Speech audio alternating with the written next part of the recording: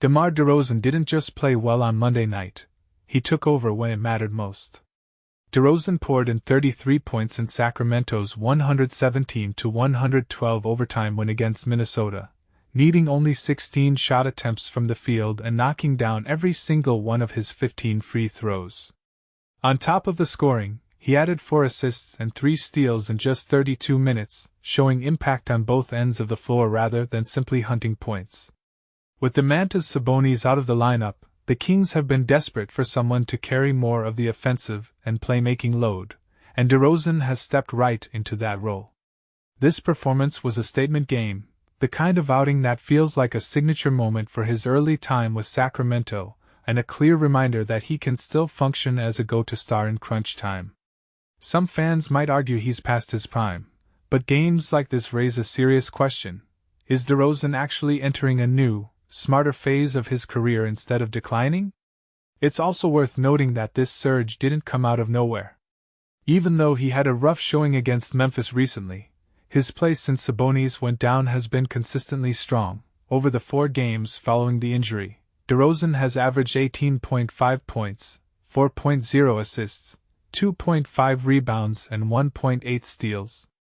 Those numbers show a balanced contribution, not just scoring, but also facilitating and getting into passing lanes on defense. For fantasy basketball managers and Kings fans alike, that kind of across-the-board production usually signals a player who has embraced a bigger, more complete responsibility in the offense. But here's where it gets interesting. Should the Kings lean this heavily on DeRozan even when Sabonis returns?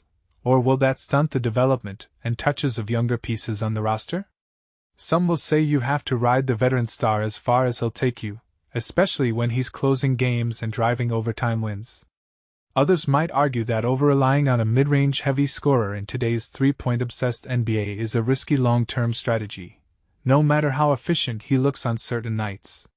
And this is the part most people miss.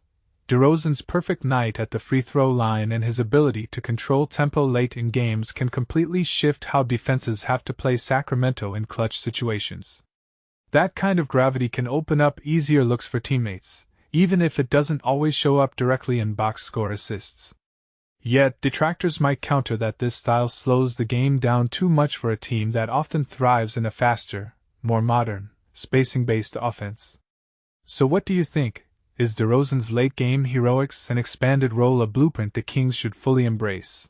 Or is this just a hot stretch that could create problems if they lean on it too heavily once everyone is healthy? Do you agree with building more of the offense around him?